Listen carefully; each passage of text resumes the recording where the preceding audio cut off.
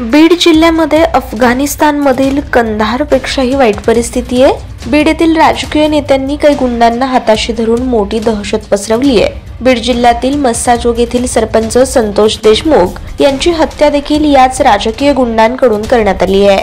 बीड जिल्ह्यातील वाल्मिक कराड नावाच्या व्यक्तीने 32 खून केलेत। इतकी या माणसाची प्रचंड दहशत आहे। हा वाल्मिक कराड मंत्री धनंजय मुंडे यांचा कार्यकर्ता आहे, असा गंभीर आरोप राष्ट्रवादी काँग्रेस शरदचंद्र पवार पक्षाचे आमदार उत्तम जानकर यांनी केलाय। कॅबिनेट मंत्री धनंजय मुंडे यांच्यावर अप्रत्यक्ष निशाणा साधलाय।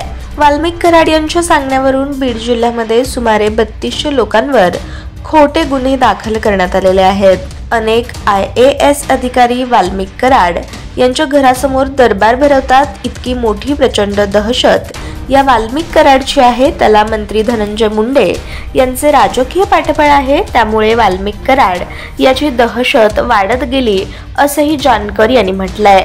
वाल्मिक कराड याची दहशत ही काही अलीकडची नाहीये। देवेंद्र फडणवीस मागील 7 वर्षापासून सत्तेत आहेत, ते स्वतः गृहमंत्री आहेत। त्यांच्याच काळात बीड जिल्ह्यात या लोकांची दहशत सुरू आहे। अशा लोकांविरोधात आम्ही रस्त्यावर उतरून विरोध करू, असा इशाराही आमदार उत्तम जानकर यांनी दिलाय। दरम्यान संतोष देशमुख खून प्रकरणावर मंत्री धनंजय मुंडे यांनी प्रथमच भाष्य केलंय। माझ्याशी संबंधित लोकांवर विधानसभेत चर्चा होत असताना मी सभागृहात उपस्थित राहणं उचित नाही, त्यामुळे गेली 2 ते 3 दिवस मी सभागृहात उपस्थित नव्हतो, असं स्पष्टीकरण दिलं। तसेच संतोष देशमुख यांच्या खुनाप्रकरणी आरोपींना फाशीची शिक्षा द्यावी अशी अपेक्षाही व्यक्त केली।